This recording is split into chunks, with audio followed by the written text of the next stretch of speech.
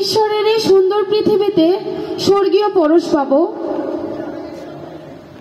সেবা করে বৎস, সেবা করে। যাদের কষ্ট তোমাকে কাঁদায়, যাদের দুঃখ তোমাকে দুঃখী করে, তাদের বেঁধে ফেলো নিঃস্বার্থ ভালোবাসায়। তাদের কষ্টগুলোকে অনুধাবন করো নিজের হৃদয় দিয়ে। তারপর উৎসর্গ করো নিজের ভালোবাসা, সেবা এবং নিষ্ঠাকে। তাহলেই তুমি এই পৃথিবীর বুকে খুঁজে পাবে স্বর্গীয় প্রশান্তি। Thank you, Mother. Thanks a lot. God bless you, my dear. Goodbye. Goodbye.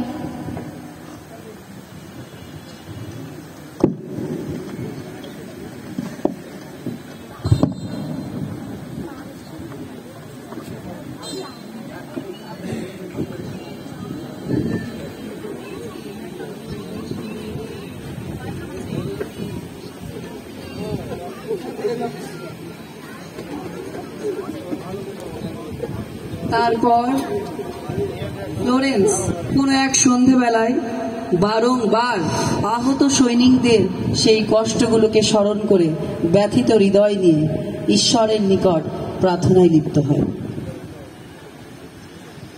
আমি কিভাবে যুদ্ধ, বিগ্রহ, হানাহানি বন্ধ করব? এক্ষেত্রে তো আমি নিরুপায়। তাহলে কেন বারবার আহত সৈনিকদের কষ্টের কথা চিন্তা করে আমার মন ভারাক্রান্ত হচ্ছে? আমি কেন একটু শান্তি পাচ্ছি না গড? বারবার কেন আমার এই সবকিছু মনে হচ্ছে? আমি কেন এই সবকিছু বলতে পারছি না?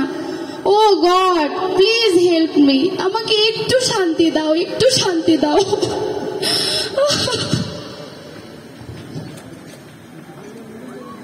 God bless you Florence. তুমি কি পারবে না সকল মোহমায়া এবং সকল প্রাপ্তির ঊর্ধ্বে গিয়ে ঈশ্বরের সেই সকল সন্তানদের সেবা করতে যারা রোগ ও কষ্টে জর্জরিত? ঈশ্বর তোমাকে সেই মহান সন্তানদের অন্তর্ভুক্ত করতে চান যারা নিঃস্বার্থভাবে সৃষ্টির সেবা করেছে নিজের জীবনের প্রতিটা সময়, প্রতিটা মুহূর্ত দিয়ে। God bless you.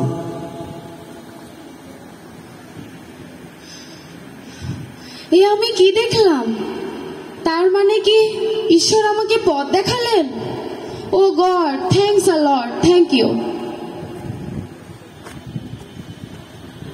Florence Nightingale স্বপ্নাদেশে আদিষ্ট হয়ে জীবনের সেই কঠিন সিদ্ধান্ত গ্রহণ করে 9 বছরের বাগদানের সম্পর্ককে অতিক্রান্ত করে মনের বিরুদ্ধে সেই মনের মানুষের সাথে বন্ধন ছেদনের